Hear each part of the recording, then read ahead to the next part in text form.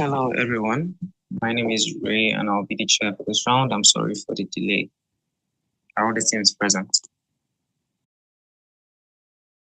Hi, Chair. All the teams are present and they've given their speaking orders in the chat already.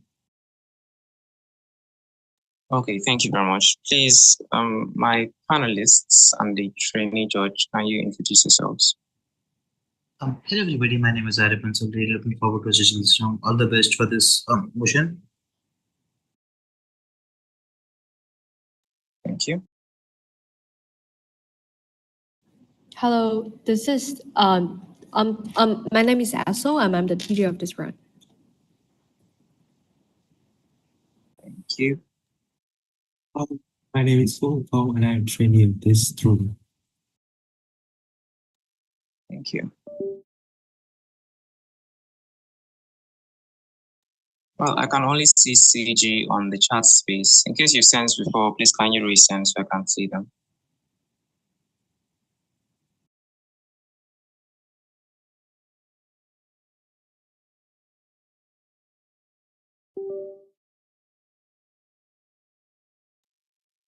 Great. Can any of my panelists take over timing? Is that going to be possible? I'll moderate the round. So I'm taking notes on my laptop. I probably can't share a timer. If you'd like, I can share timestamps. Great, thank you very much. Without further ado, we welcome the Prime Minister to start the debate. Here you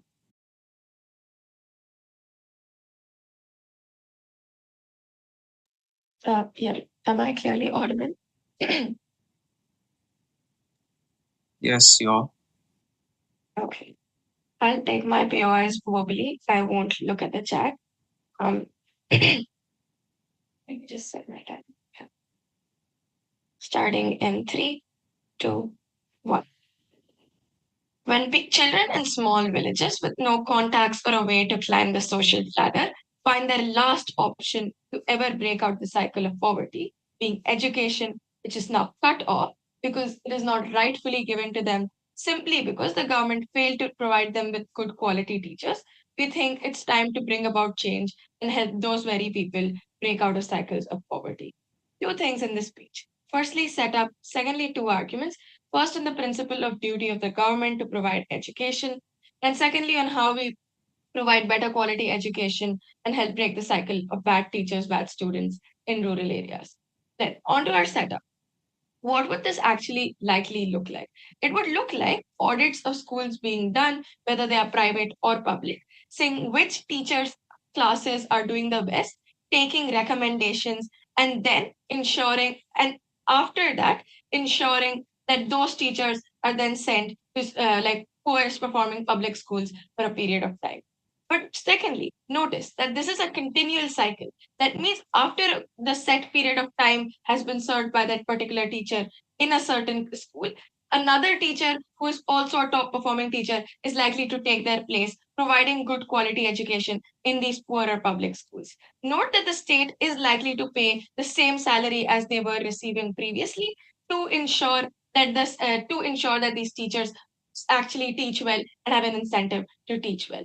Note, secondly, that this would actually become a prestigious position that is coveted. This is because it means that the state has recognized that you're a good teacher, you're a top performing teacher, and that you're probably one of the best teachers in the country. That means you have probably no actual like you have no problem getting your job back or getting even a better job after you've served time in these poorest performing public schools.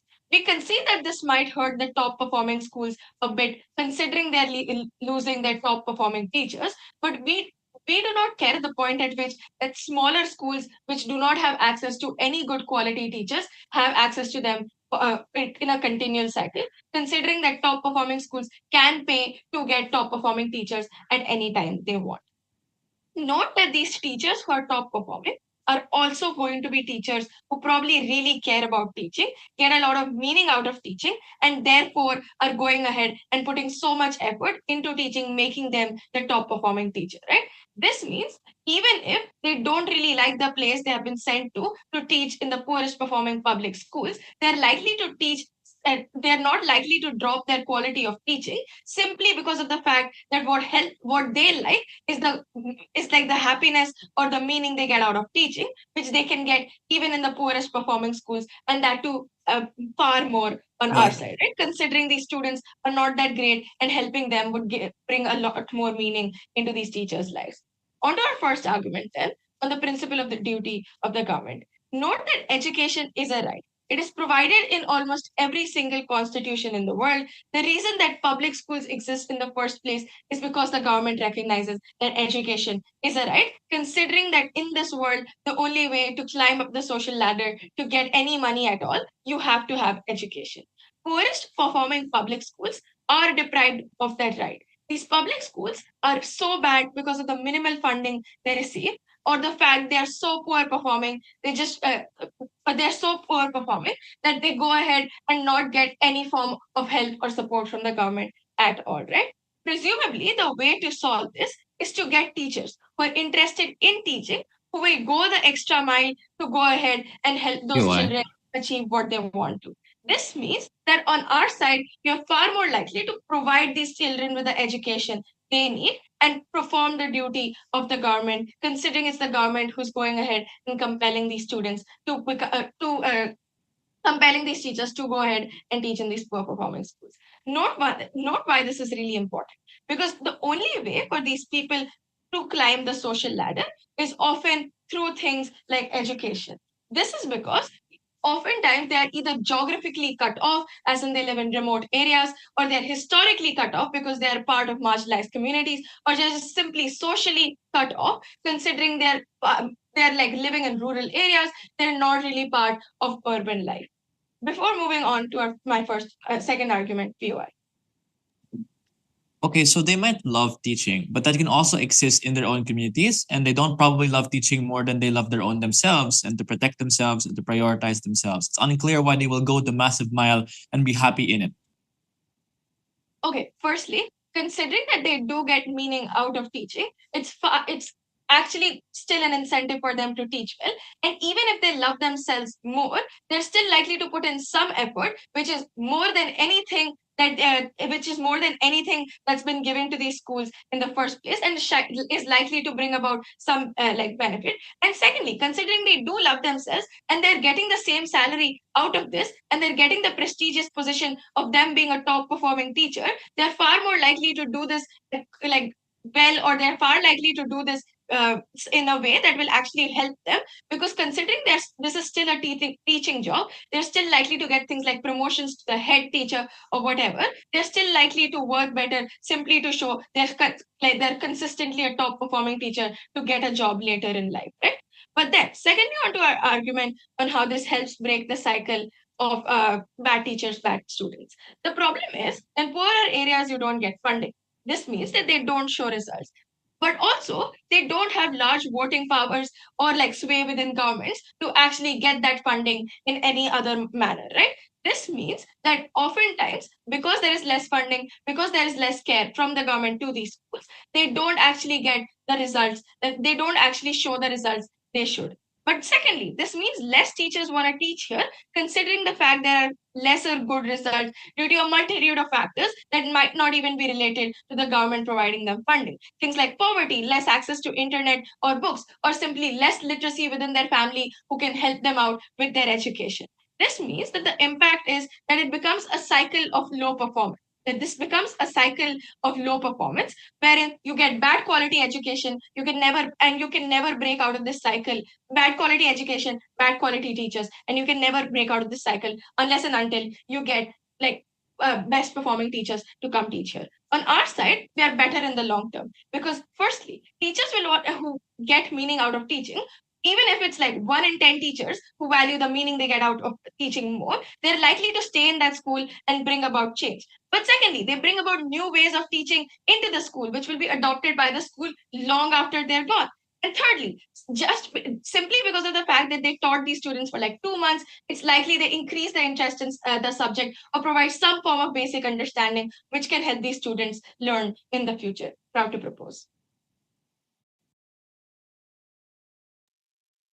The House thanks Nishka for that wonderful speech and makes welcome the leader of opposition to open the case for Zen, you're up. Hi, am I audible? You are audible. Thank you. I'll take POIs through voice. Alternatively, you can also just raise your hand on Zoom. I should be able to see that. Okay. I'll start my speech in 3, 2, 1.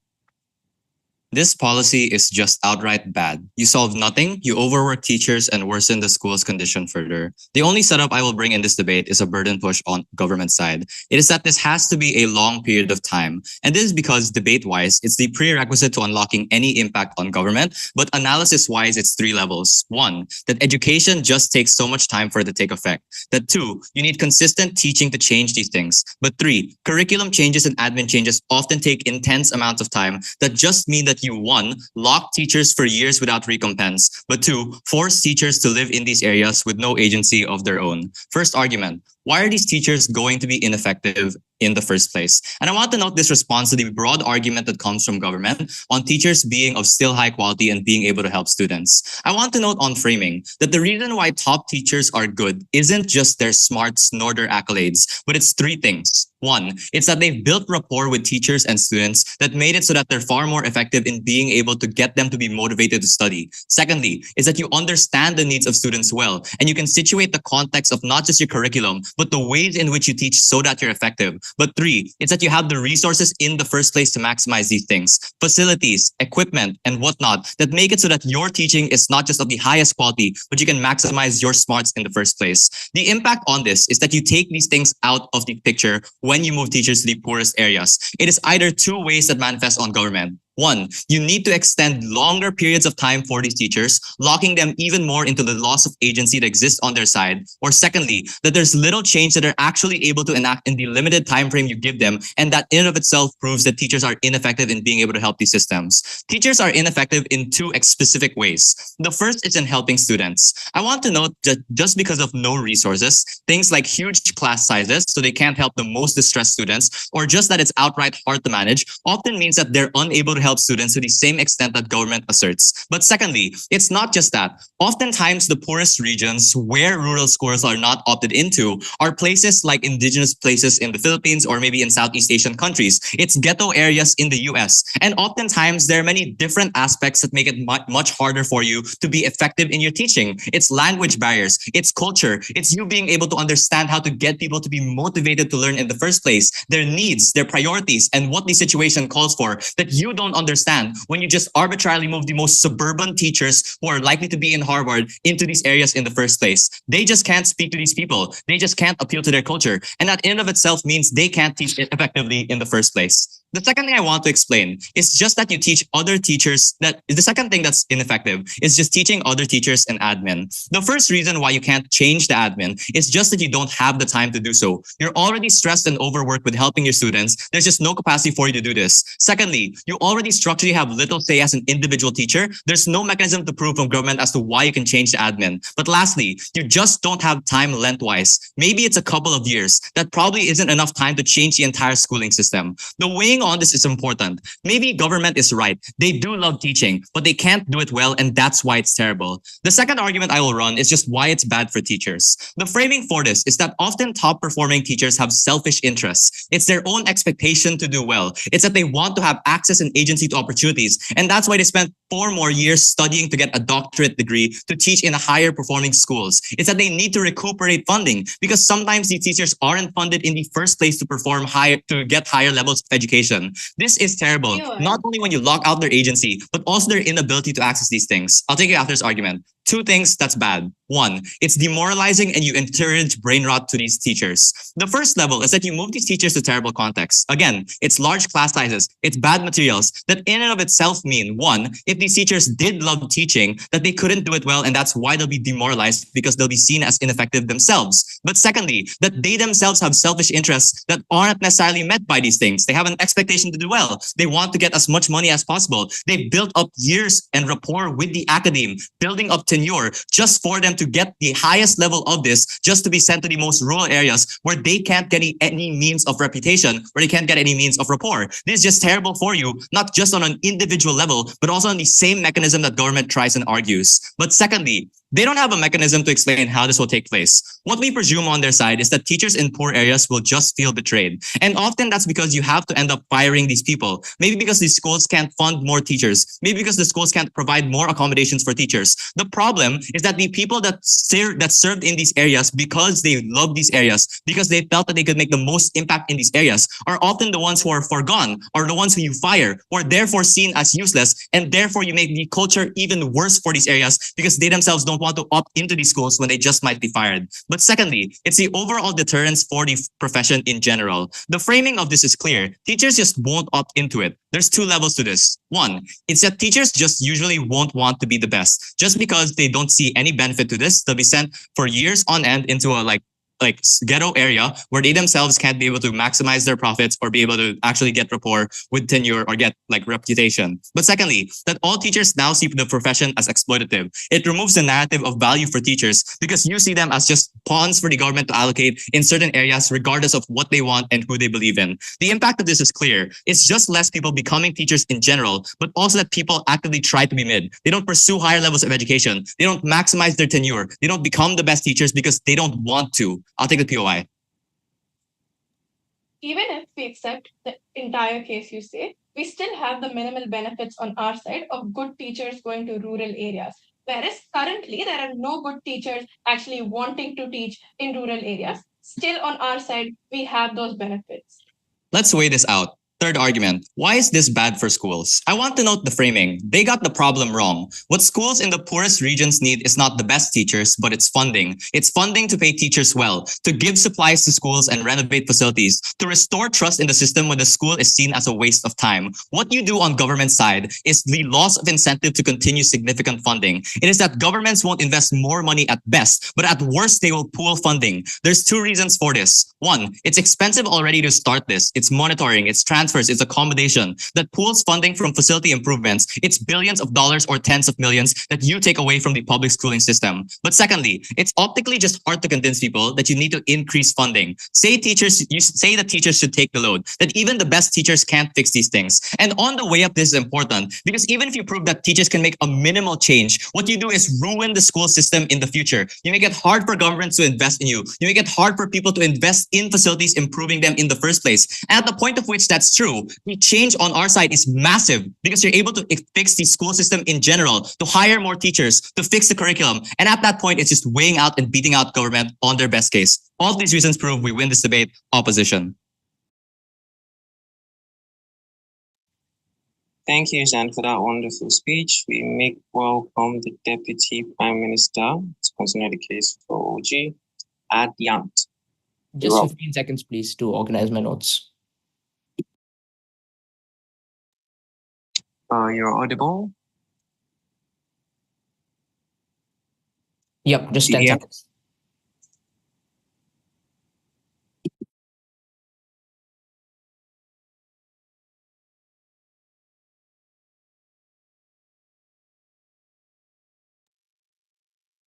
DPM, you're audible. Please continue. Okay. Yep. Three things I'll talk about in this speech. First, on the principle. Second, on the quality of education. Third, on which side is better for teachers. First, let's talk about the principle. And they refuse to engage with this principle in its entirety. We told you three things in this principle. First, education is a right because it's a pathway to get most jobs in the status quo, which are a precursor to getting food, shelter, and medicine. Therefore, education unlocks the right to life, and the state has an obligation to protect this. No response we heard from their side. Second, these schools are systematically deprived of good teachers. First, because there is generally no good teachers that want to teach in these schools. But second, even if there are decent teachers, these schools specifically need extra help because these students have consistently been underperforming and they need excellent teachers to be able to get out of that cycle. But third, it's not the fault of these students that they're poorly performing. We gave you three reasons why. First, it's often a result of arbitrary factors like you being born into a poor neighborhood and not having enough funding in your school, or your parents not being knowing that language or not being literate. Second, we told you that race is often a large consideration. So the fact that like most people in your indigenous community live in that area, that's not something that's your fault, and it's not your fault that you're stuck in that school that's poorly performing. But third, oftentimes you have conditions that are out of your control, conditions like ADHD, which means that even if you're poor performing, that's something that's not your fault and you shouldn't be held to that. The weighing on this was simple. The state has a principal duty to bring up kids to a minimal level of education without which the state has failed its obligation. Them not responding to this was damning, because this weighs against the entire case, because we proved principally the state has an obligation to bring students up to that minimum level without which the state has failed its basic obligations, and that's something that could not happen. They didn't respond to that. The second thing I want to chat about is the quality of education. We told you a couple of things here. First, we told you in the short term, we bring up the grades of these people to begin with, right? So this is especially good at the foundational years, where things like languages, where good teachers can come in and make like the basics for languages, like grammar and syntax of new languages, really, really strong, which really benefits these schools in the long run. We're willing to bite the bullet and say these teachers probably stay for 2-3 years and not just 5-6 months, so they can actually make a difference in the lives of these children and actually make sure they get a good job and a high-paying job later, as opposed to having to work in the fields and the sweatshops later on. But second, we told you in the long term, we gave you 3 structural mechanisms as to how we're better for students even after these teachers leave. But note, independent of this, there are multiple teachers that are coming in, right? So there just isn't that one teacher who's coming into these poorly performing schools, but all the top teachers, all of them are going to these poor performing schools for 2 years each, which means that there's a cycle of teachers coming into these schools that really benefits the school. So it's not just 1 or 2 teachers, but it's more than that. But irrespective of that, in the long term, how are we better for these for the quality of education? The first is that even if 1 out of 10 of these teachers move to public schools, that's a massive win. And we told you that these teachers are likely to move to public schools because in public schools they see the massive impact they're having on students who did not know how to speak English, who after 2 or 3 years have been able to grasp the grammar and syntax of English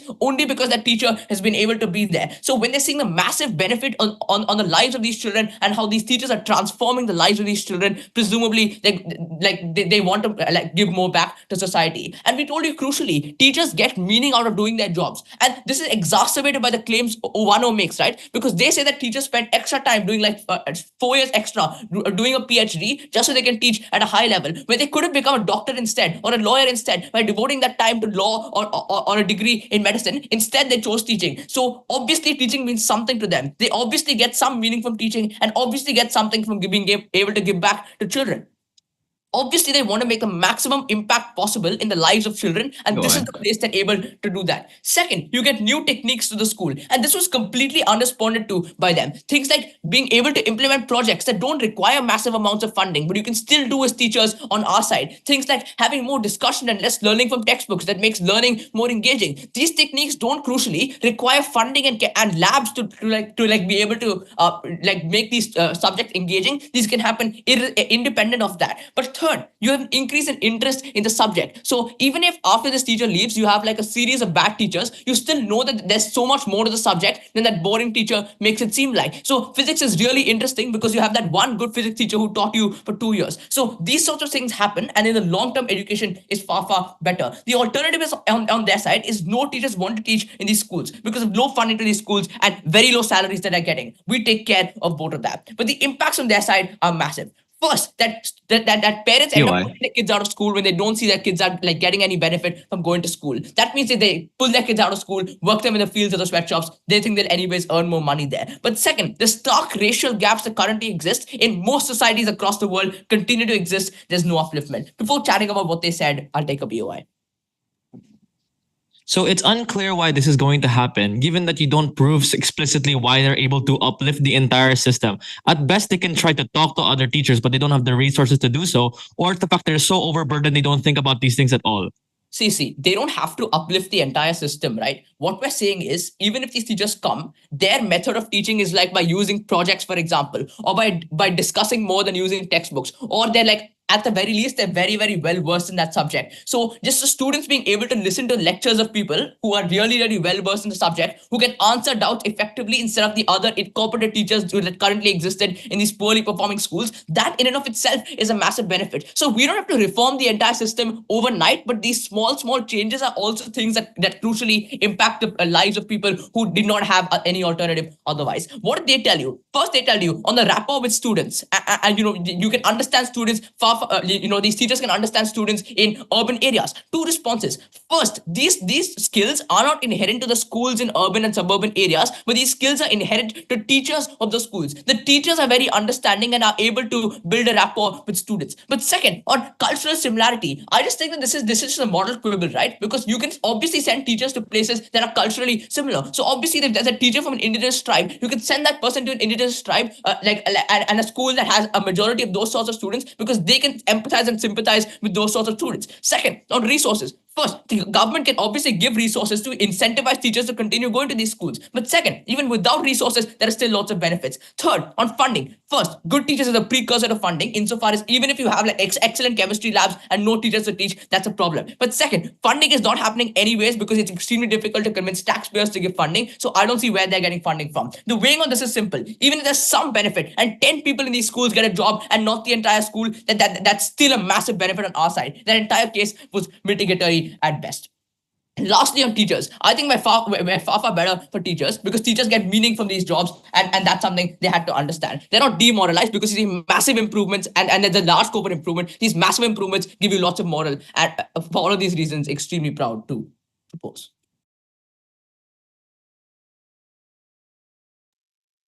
The House thanks the Deputy Prime Minister for a wonderful speech and makes welcome the Deputy Leader of Opposition. So, round up the case for OO.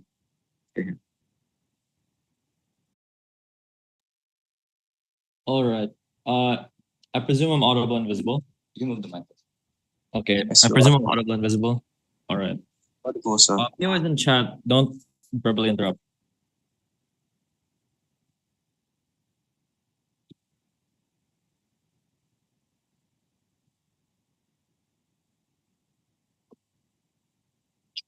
Okay.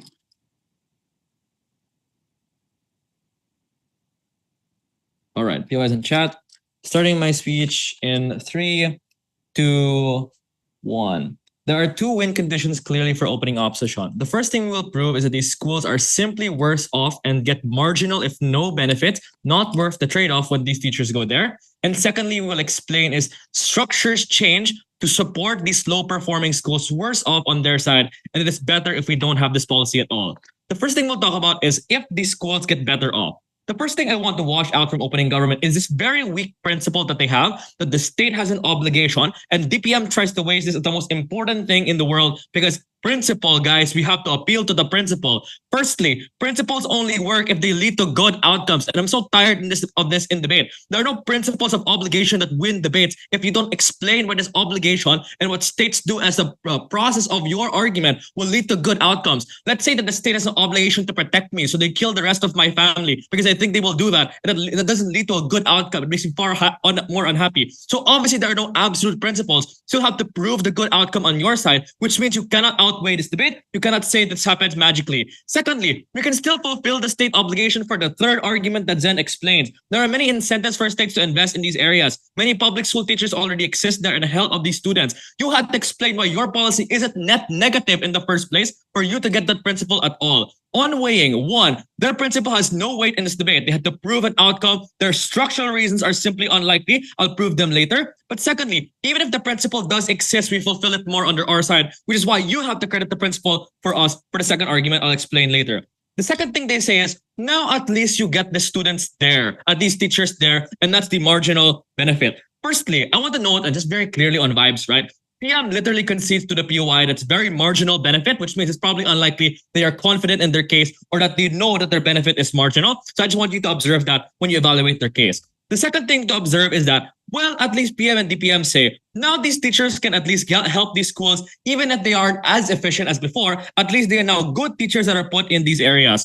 Note that they just assert they're able to do this because one, they're the best teachers, and two, they love teaching. Firstly, the best teachers, as we explained, the high performing efficiency that they have is often tied to things such as your particular background as a teacher, where you are teaching, having support networks, etc. That's the source of why they are evaluated by their audit on their side as high performing. Likely these people come from urban areas. Likely these people come from well-resourced areas in places where often the language is different, the support systems are different, which means that when you put them in a completely different area where they don't often know the other teachers there, like you often don't know the language as well, or the culture as well, or many of the kids or the parents in that neighborhood, it's unlikely they will be as efficient, which kills the biggest benefit that they have, that they are the best. But secondly, if you say they love these teachers or they love teaching, number one, they can love teaching in another area, but when you put them in another area, that might lessen their love for teaching. But number two, even if they do love teaching, they probably love also, having a good job, not being overworked and often wanting to kill yourself because you're put in a literal 100+ student classroom, have limited resources. You are forced by the state to move somewhere else, which likely also leads to these people not being as good, not being as efficient and able to help them. What does this response do? The first is just it kills the biggest benefit of any government team in this debate. Because if they say they are effective, we argue they are often at least neutralized in the worst case to be as good as regular teachers there, or in the worst case, far worse off because they don't have the experience with the context of that area. They have been moved somewhere else and demotivated and burnt out compared to local teachers that have likely been adjusted to that area from the first place, which is why they don't have that harm anyways. But I'll explain later why that's simply worse off. This explains why it's unlikely they will help massively. The third thing they say is, well, at least now they can help the rest of that community. They can teach other teachers. But DPM also concedes that they're not going to uplift the entire system. Which one is it? I'm very unclear as to what actually happens on your side. For them to uplift the entire system,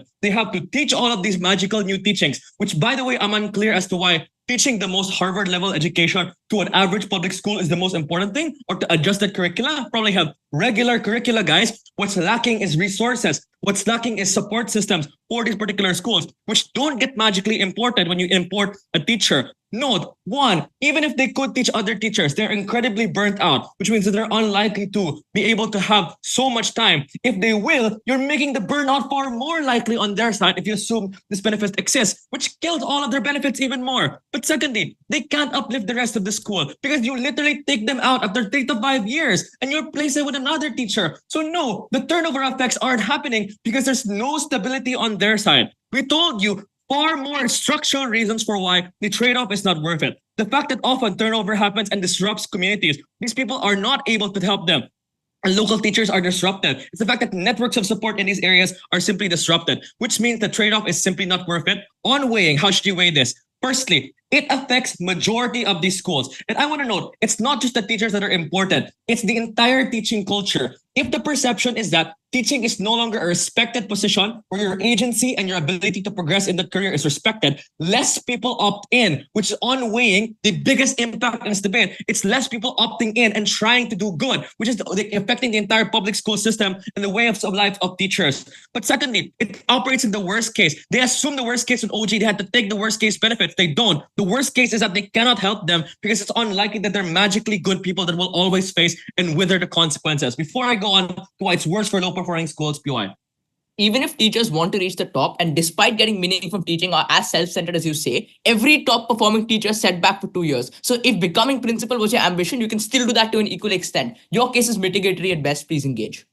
Self-centered is not the same thing as wanting to protect yourself and not wanting the state to relocate you somewhere else. But secondly, if you say they are effective, we already mitigate with the reasons for why they are effective. You have to deal with that. By the way, you can't because you already spoke. Secondly, then, why is this policy worse for low-performing schools? And this is the completely unresponded to argument coming from Zen. We explained that this massively expends political and economic capital in this policy, which leads to a few impacts. Firstly, when you expend lots of capital in a big and controversial policy, it's harder to pass other things that we can, by the way, also claim, such as, for example, state investment in these areas. Two, optically, it's harder for the rest of society to believe you have to donate and opt into these schools if the perception is that these magical teachers can lift the burden and do all of the benefits. PM and DPM says, it's unlikely, guys, you will help these schools because no one is helping them. One, Electoral incentives help these people because they are a politically uncaptured group. In many places like developing countries, there still exists. Number two, counter fiat. If you have the fiat to do this because you want to help these schools, we also have that counter fiat to help these schools on our side. We have more efficient ways, such as getting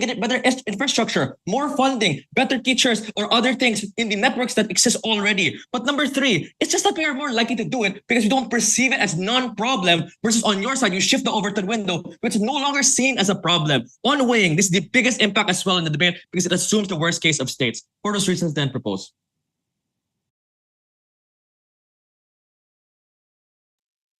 Now, thanks the Deputy Leader of Opposition for that wonderful speech and for bringing the opening half to a close. Now, welcome the Member of Government to open the case for the closing half and proceed. Hello, I'm so sorry to interrupt, but it's super hard for me to keep giving tabs because of like device management. I'm really sorry I'm not able to manage it. Could somebody else do it?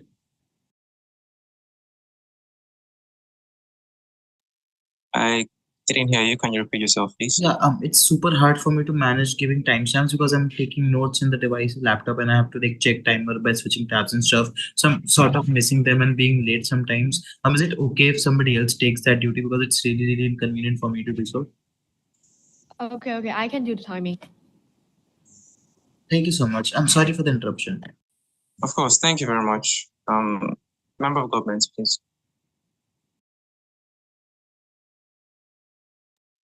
Hi, POI's voice.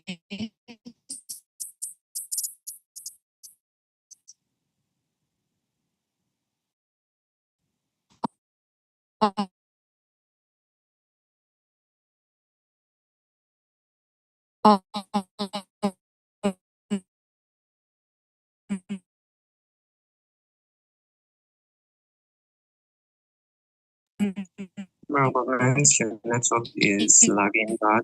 No. Raise once and I'll probably call you. Is this audio okay? Okay, Remember, sorry, I'll just switch device. I'll speak on the laptop. I think we can hear you now. Hello, is this audio okay? The sound is okay now. Okay. Okay.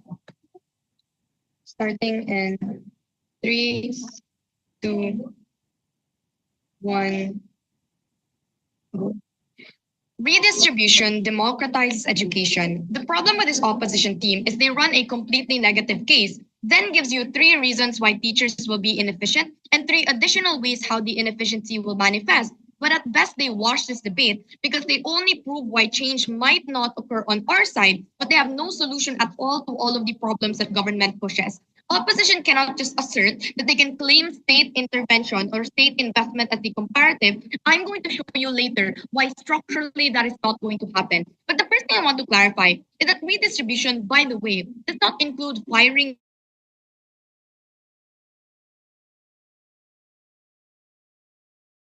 teachers in these schools. Like, it's incredibly unfair. No, teachers will not be burnt out because you fire everyone else and you just hire the teacher, you just hire the top teachers. In fact, these teachers in these schools will be less burnt out because you add an additional extremely competent person to the staff. It's not about subtraction, it's about addition. That's what redistribution entails. But the second thing I want to note is that they say that, well, these teachers will not be there after 3 to 5 years anyway. So the turnover is going to somehow disrupt educational systems. Guys, we replace teachers all the time, especially the issue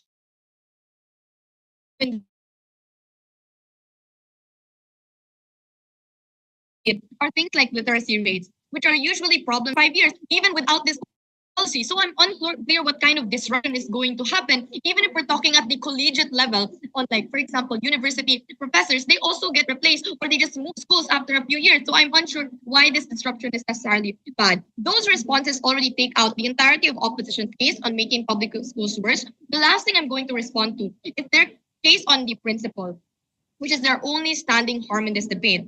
I'm actually going to engage in opposition's principle instead of brushing it off with the unprincipled weighing that OG does. Because what OO says is that removing agency from these teachers are abhorrent because you force them into settings that they do not consent to. Things like indigenous schools, things like schools in ghetto areas, for example. The precise way that we respond to this It's not just like OG says, to say that education is more important than agency, therefore the state should grant you education. But it's the fact that the state suspends agency all the time in favor of the greater good. The fact, for example, that if you go to a public school in the Philippines, the state imposes upon you a return of service agreement, which means that you have to work in the Philippines for a certain amount of time. In the same sense that we impose that RSA on students that get that opt into these kinds of contracts with the state, we would suggest we would also impose those return of service agreements for these teachers, because that's what this debate is actually about. 3 points of extension then. One, that the vast majority of states cannot afford complete education reform. I want to note that this analysis is a prerequisite on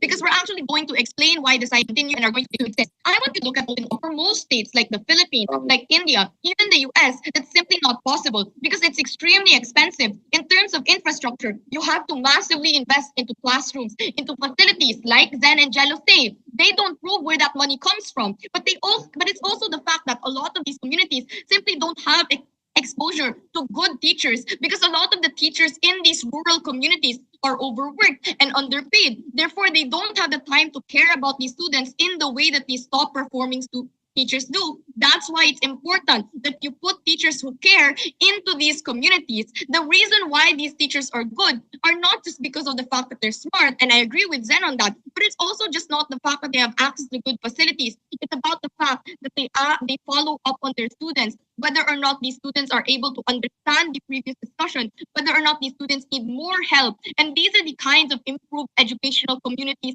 and environments that we need to instill into these populations, because it becomes a substitute for educational reform. They have to prove why educational reform is a likely comparative. We would say it's not. And so the next best thing is the interim solution. The interim solution is moving these teachers to these bottom performing schools to make sure that these students have a chance. But secondly, we would suggest that the inequalities that develop alongside the state compound over time. I'll take you over this after this point. It's the fact that, one, based on the same selfish interests that OO themselves prove, these teachers flock to things like private schools. They flock to urban centers like Manila, which means that the peripheries of the state are left behind. Provincial areas, rural areas, poor areas do not get good teachers or do not get teachers at all. But secondly, it's also the fact that the state, even if we take opposition's best case and say that the state has the ability to allocate funding, it's the fact that they refuse to,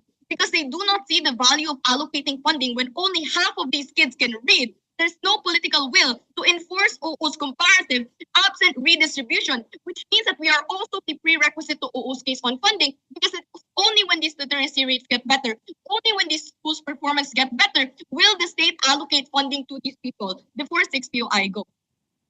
We do have a comparative. Your state gets complacent and uses political and social capital on a useless policy. We don't, and we use, through electoral incentives, the ability to invest in these areas because we don't think that these teachers will magically help them. We have to help them as the state. So one, you don't prove why that comparison is actually likely. Because if these schools are performing so bad that less than half of them can read, that means it's a state failure. You don't prove the margin of change that happens to alleviate that state failure on your side, because assumedly the state either one, does not have the resources to allocate to these people, which is why the failure happened in the first place, or two, they just refuse to allocate funding, and it's unclear why you get political will on your side absent some sort of signs of improvement from these communities, which we get exclusively on government. Another thing I want to say then is, how do we solve this problem? We would suggest that these teachers are not just good teachers because of their rapport in their community or the ability or their ability to access specific resources that are in private schools and therefore are good for them. These teachers are good teachers because, one, they specifically care about the students. They're the kind of teachers to follow up on you, to ask you whether or not you're doing okay at home, whether or not you're doing okay in class. And those are the kinds of teachers that we need to create a sense of learning environment, of positive learning environment in these communities too. These are teachers that are highly educated. That's important because this education compounds in these environments. So it's not just about the fact that they're smarter than the average teacher. It's the fact that they can answer questions that these kids have that normal teachers might not be able to. The fact that they can encourage these students to opt into more opportunities that they might not have had the idea to opt into previously, and that's why it's important. Thanks.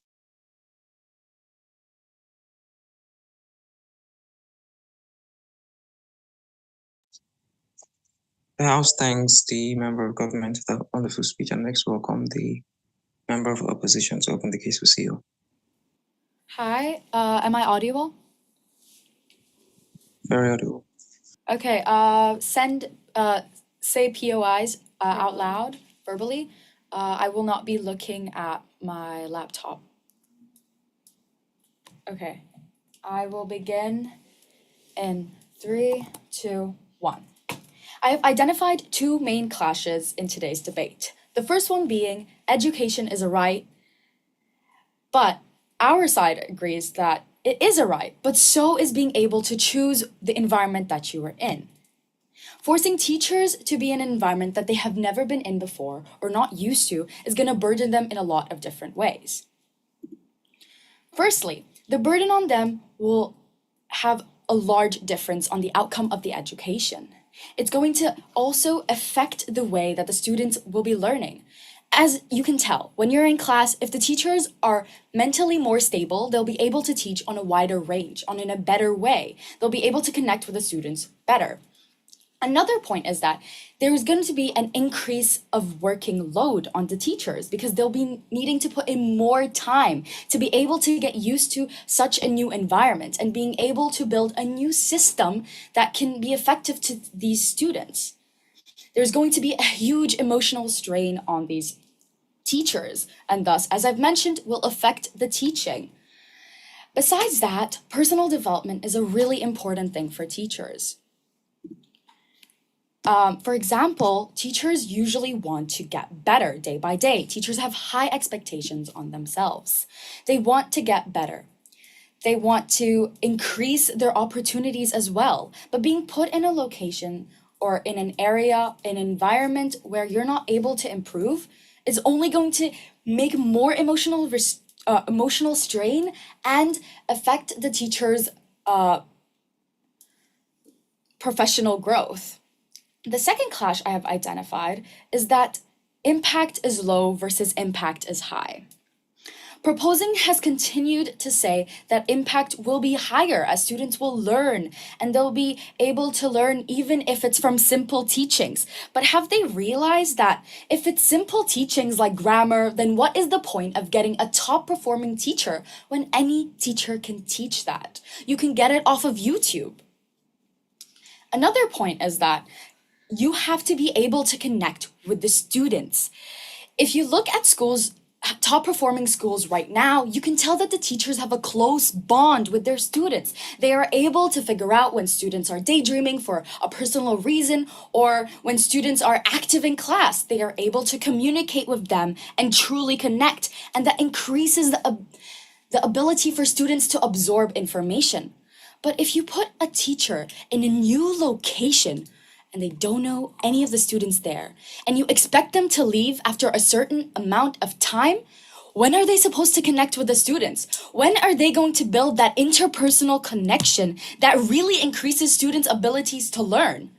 And if teachers can't connect with students, how are they supposed to know what their struggles are? You can't expect these teachers to be able to connect with these students in such an amount of time. Teachers take years to connect with students.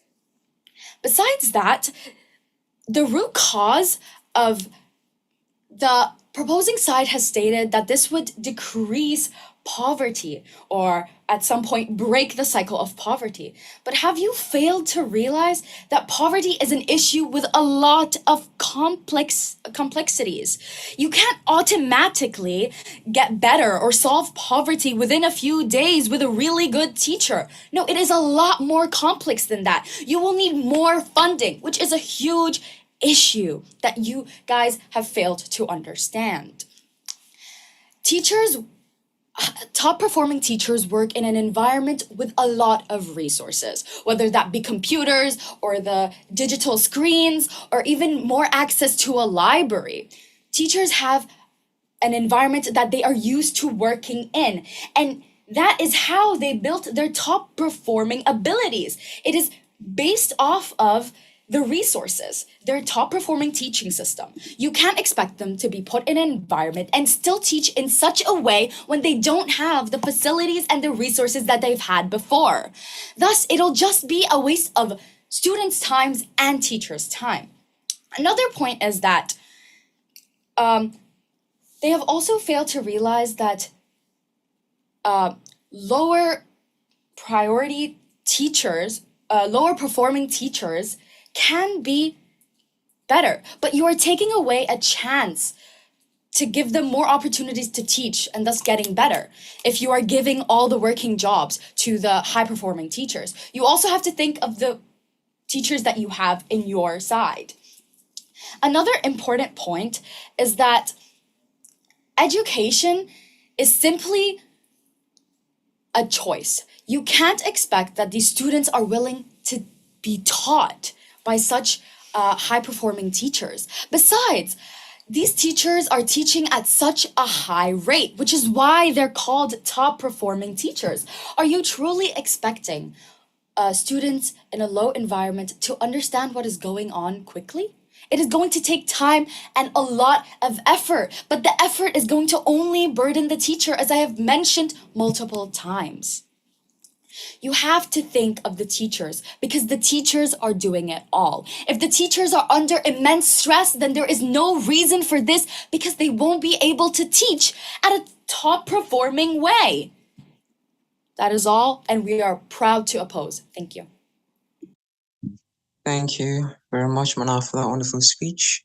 We make welcome the whip of government to round off the case for CG on the government side. Yeah.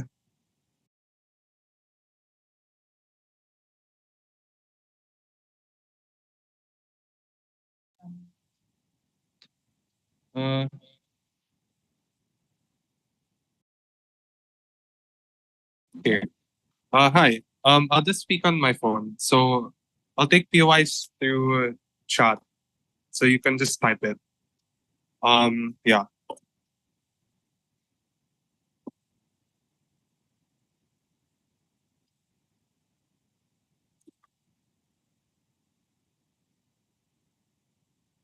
Okay. I'll start in 3. Actually, wait, I need a timer. I'll start in 3, 2, 1. Off the bat, I want to be very clear that neither opposition team in this debate actually proves the comparative. They assert that the way for them to resolve the educational issues we've all agreed on is to simply increase the funding that goes to schools and conserve whatever political capital is necessary for this policy and government to be passed. The problem here is a few things. The first is they link the lack of funding that goes to public schools to teachers being transferred and to teachers just like, the political capital going into the policy that comes from government. But I want you to look at the context of most educational institutions now. Absent a massive policy that transfers top-performing teachers into the lowest-performing public schools, notice how the problem persists. Very clearly, the increased funding that they say is more likely on their side is one that is ineffective, is one that isn't happening, and one that they were unable to structurally show is something that can improve. But secondly, I want to respond to the principle that they argue to you, which is that they ought to prioritize the interests of top teachers and that they ought to allow themselves to choose. Note that this was generally run in a similar way that comes from CO, so this responds to both teams in effect. I want to be clear that the principle that they argue is one that has negative outcomes. So if Gelo wants to talk about principles being effective only if there's an outcome, what we will show is that what they defend is one that is bad for this debate. Because what happens when we allow top teachers in particular to prioritize themselves, or teachers in general to prioritize their self-interest? It looks like status quo, where most teachers themselves become consolidated in things like metropolitan areas, where teachers become consolidated in private schools, for example, and top performing universities. That's when rural areas don't have teachers. That's when poorer areas have a minimal staff that's able to even teach students to begin with. What that means is a few things. The first is that when we talk about the access to education that OG in particular talks about, this is the urgency of the debate. The problem isn't just that we do not have teachers or that there isn't enough education. It is that education itself is particularly prioritized within the center, leaving out the peripheries. But the second is that if they themselves on opposition want to talk about burnout that exists in rural areas, this is when that burnout is exacerbated. That's when you have far less teachers in public schools. That's when you have far less staff that have to take more classes, that have to teach more students at a time, that have to handle more periods of teaching on net within a week. What that means is, if the problem is burnout, and burnout itself is tied to many other discussions about the quality of teaching, about whether or not you're able to improve educational institutions, about whether or not the education itself is good, I think that is a problem that is exacerbated in opposition. What then do we show on this principle, and why is it good? The first thing is to consider what is the most immediate effect of this policy, independent of just the discussion about the quality of education. Very simple. It is that more teachers themselves are reallocated, and more teachers are particularly distributed to the rural areas where most of these public schools are located. What that means is broadly two things. The first is that independent of the quality of the education that they are able to provide, what you have is effectively far more manpower when it comes to these rural institutions. I think that's a good thing, because instead of you necessarily having one or two teachers that are trying to thug it out and trying to teach in these public institutions, maybe you have 4, maybe you have 5. They try to downplay this and say, oh, it's a marginal change. The difference is that maybe 2 teachers on their side are already struggling. 5 at the very least makes it far easier. The second is that broadly, they say that you push people out of teaching because they feel as if their agency is violated and they feel as if they cannot prioritize themselves. Honestly, we're willing to trade this off because I think it is a good thing that teachers become less selfish. It's a good thing that the people that are most selfish are the ones that leave this profession. One, because it means that the people that are left are teachers that are just generally more concerned about education as a whole, that are less concerned about their own self-interest and about maximizing money, for example. But second, I think the teachers that do leave are just people that aren't fit to be teachers in the first place. They're better fit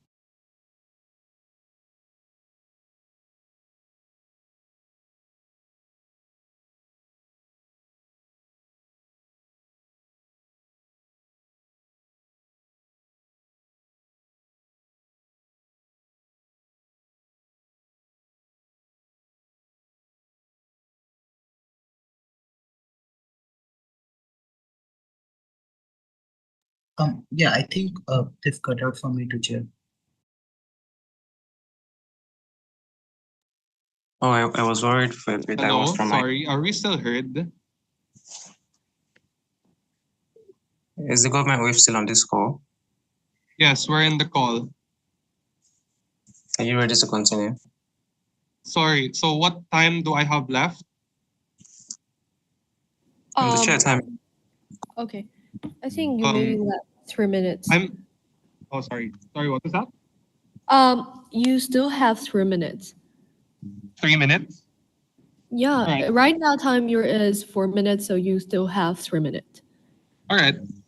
What was the last thing you guys heard? Sorry, so I can.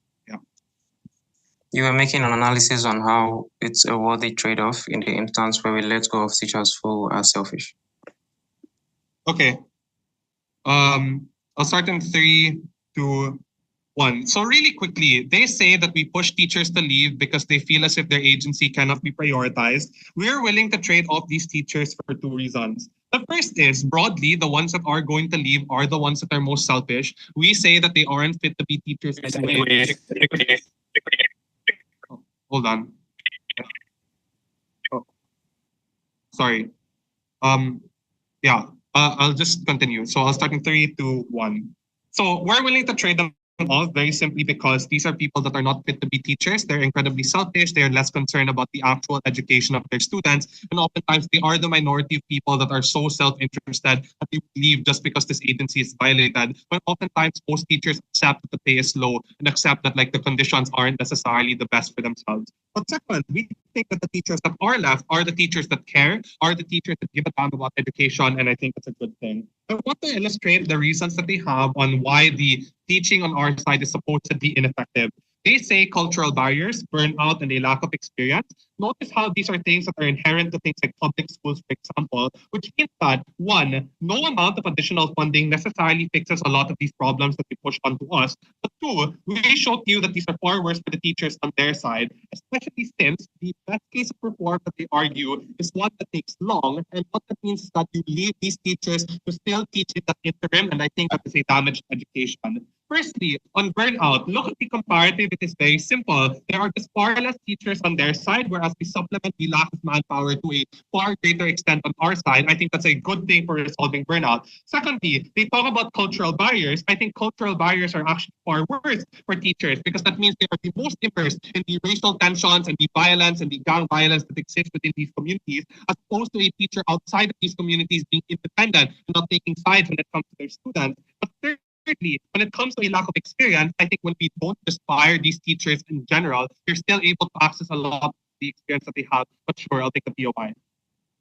Even if we literally did nothing, we don't have the harm of turnovers of all of these teachers going into these areas that don't have experience. But on our side, we can, by the way, hire more teachers if we don't expend political and economic capital for every policy. Yeah, so the problem with just hiring more teachers is just broadly, you don't prove why those teachers go to public schools. We say that the specific problem is that they center around the centers instead of going to the peripheries. So what we show in the comparative is broadly two things. The first is we show that we're actually necessary for spurring the opposition's best case, which is that governments themselves will not fund schools if they are inactive or if students are not graduating, for example. If there is a capacity for these teachers to at least somewhat and marginally increase the literacy and the attendance of students within their schools, that's how you incentivize governments to actually fund these institutions to begin with. But secondly, we show that they are necessary in the interim of funding like structural reform when it comes to education. That is a process that takes long. The difference then is that while you are waiting on books, while you are waiting on a new school, you have teachers that are competent and teachers that can help you propose. Thank you for that wonderful speech, Government Whip. Let's make welcome the member of the Whip of Opposition to round off the debate. Am I audible? You're audible. I will be taking POIs verbally. Please speak up. Okay, I'll be beginning my speech in 3, 2, 1. Just two things in today's debate. One, I'm going to summarize, and secondly, I'm going to point out the clear fallacies in the government's case. Firstly, the opening government has said that this will be implemented because the government sees the importance of education in helping impoverish and climbing the social ladder, which is understandable because as a member of the government, you would want your country to be more well off. But next, the deputy government says that the funding is impossible. Why? Because they have to spend it more on private schools. So are you saying that we are willing to put the teachers' mental health and autonomy in jeopardy? As my closing member has already said, teachers need time to get used to their environment and also their students. Now let's ask ourselves a question. Why are teachers considered top-performing teachers?